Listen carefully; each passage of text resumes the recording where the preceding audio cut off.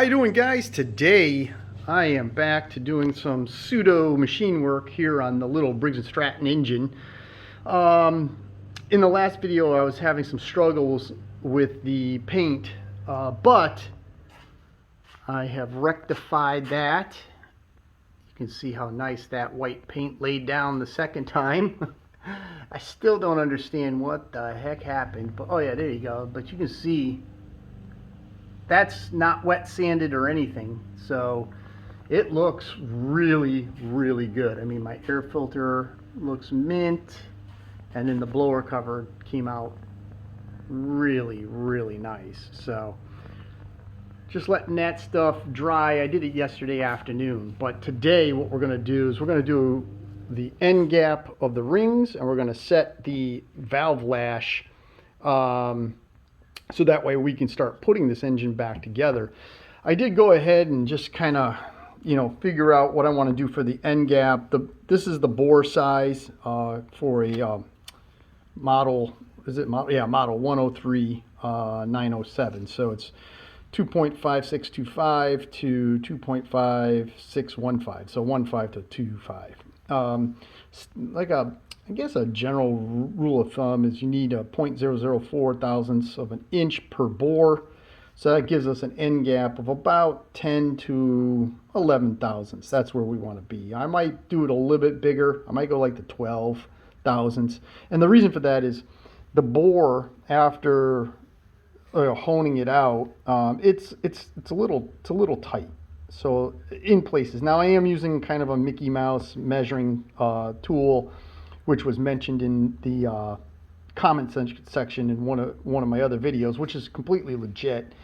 But it looks like we're like at 2.5710, 151010. So that's a little tight for the top. The middle's even a little bit tighter, possibly by a thousandths or so. So the bore's probably not, it's almost impossible without like an actual machine work to do it, to keep it perfectly straight. But we're back out. So it kind of, theoretically, it tightens in the middle, which is kind of weird, but we're right at the 710 area. And, after some general break-in, it'll be fine. The piston has enough skirt clearance, and we're not going to make, the reject for the end gap is 35 thousandths, and that's in the Briggs & Stratton book. We're going to be like around 12.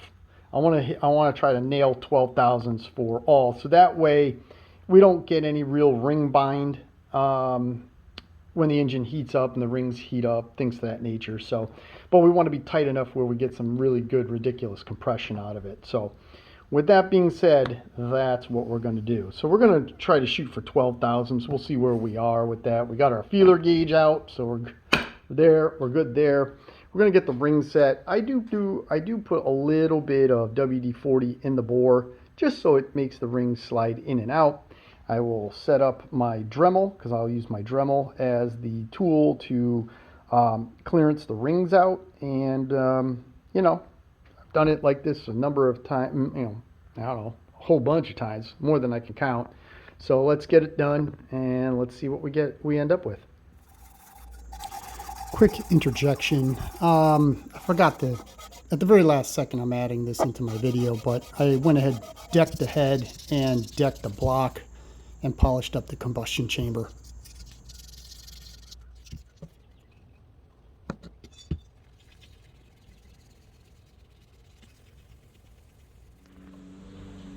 I have one of the rings unground in the bore. Now, I do know that the ring needs to be deeper in the bore to get a more accurate measurement for the ring. But if you could take a look here, we have absolutely no ring gap. So even if, I know the bore is about the same, so I already know I'm going to have to, even before I push it in, I'm going to have to give a little bit more clearance on that ring. So I'm just going to go ahead and touch it on the wheel. I just take usually I put a pair of safety goggles on, turn this thing on lower RPM, and just take the ring and just close the ring on the sides of this little grinding wheel, and I just keep doing that until I get to the point I want. I will every once in a while just touch the ends just to make sure that there's no sharp edges and everything is nice and smooth. and then I'll push it down in the bore deeper with the piston to see where we are.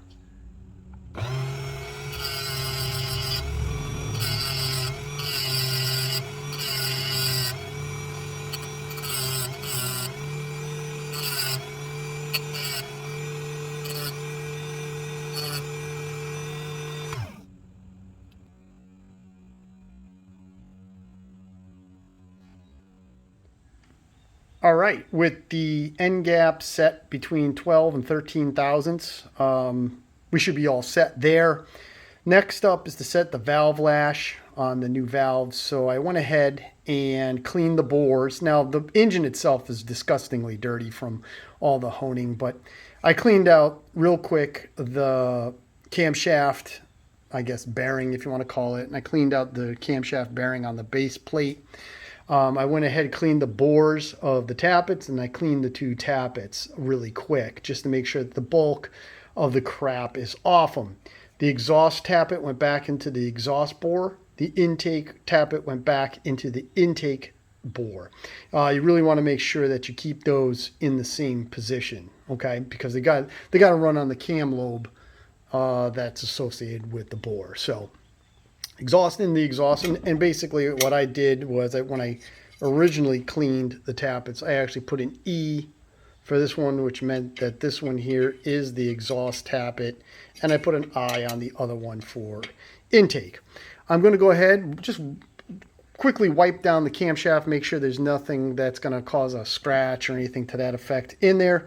It's going to be in the neutral position, so in other words, the tappets are going to be in the bores, or I should say the tappets will drop down to the neutral position of the camshaft, so neither one of the lobes are engaging the tappet. And then I'll take the valves and drop those down into the intake guides and the exhaust guide, and we'll see where we are when it comes to the lash, or the space between the tappet in the neutral position and the valve, which would theoretically be fully closed. Here's a little trick that I do in order to keep this camshaft in place, meaning in the neutral position. I just take a little bit of masking tape and tape it to the side of the block. That way when I drop the side or the base plate onto it, because with the vertical shaft engine you can't get to the camshaft once you put the cover on. You know, with like the bigger Kohlers and stuff like that, you can always stick your finger in through the PTO end or the bearing plate side, and you can kind of spin it with a screwdriver, or the bore is big enough where you can stick your hand down there and you can spin that camshaft in order to keep it in the neutral position. So I just go ahead and do this. It doesn't matter that there's tape here because we're not measuring crankshaft end play. We just want this to align the camshaft nice and straight. Okay, with the base plate just loosely bolted into place, just snug down so that way things don't flop around in there. We have our tappets in the neutral position up against the camshaft. I went ahead and slid the intake valve in. In a prior video, I showed you that I cut the seats and lapped the valve, so I already know that the valve will seal perfectly with the seat. And if I just go ahead and drop it in, it is touching the tappet. And if I take my finger, I can spin the valve. So there is no touching of the seat, but there is not a lot of space there. So actually, let's see, can we see how much space is there? Yeah, no, there's not that much. So I'm just going to have to grind the end of the valve down a little bit in order to get the appropriate clearance. I'll get that from the book.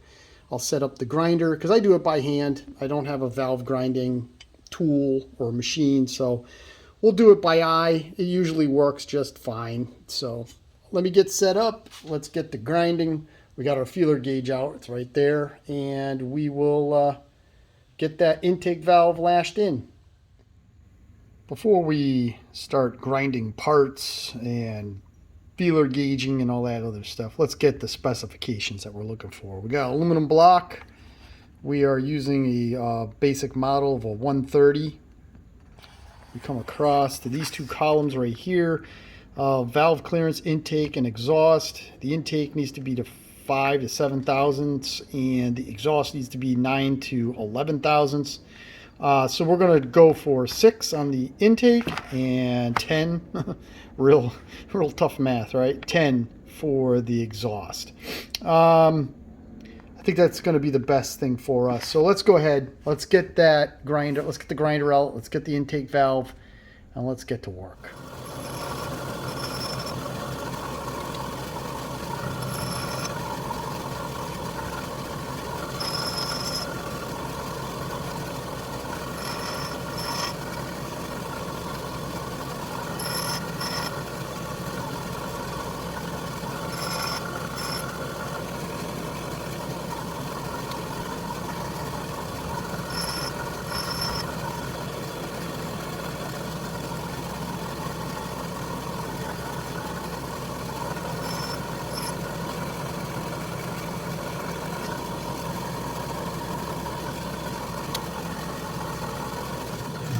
I was able to nail the intake valve at 6 thousandths. The exhaust is nailed at 10 thousandths. Couldn't be happier with that. Looking at the book, again, just so I can confirm it in my own head, model 310000. The valve clearance intake was to be 5 to 7. I nailed 6. Exhaust is supposed to be 9 to 11. I nailed 10. So super happy about that. That should be good. Just, made sure I had a finger pressure, and using my feeler gauge, I dug in there and made sure that I only had light drag. One thing I would like to show you is, some in the past I've shown this, and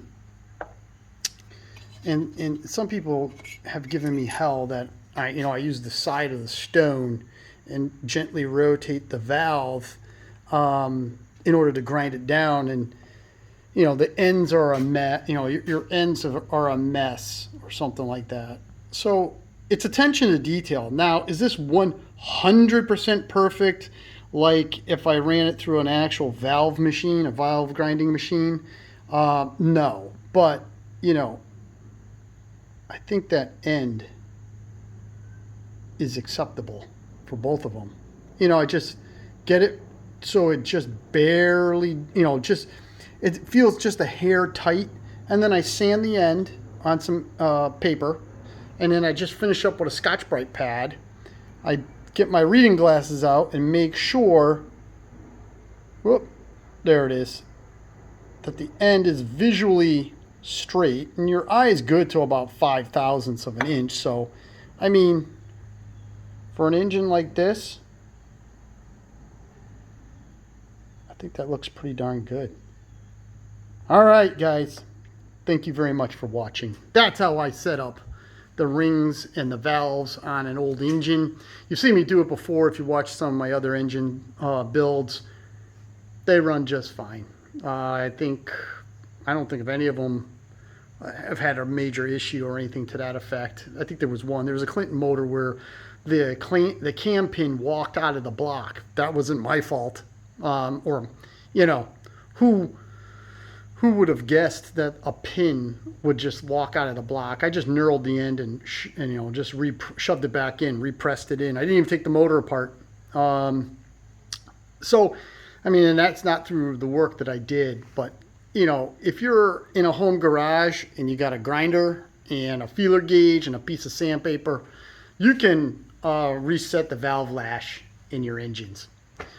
All right, guys, thank you very much for watching. I hope you enjoyed it. If you could please like, share, and subscribe. Leave a comment below, as always. I really appreciate your comments. And until the next time we start, we're going to start reassembling this in the next video. So hopefully you'll be looking forward to that. And we'll get this thing started up sooner than you think. All right, have a great day.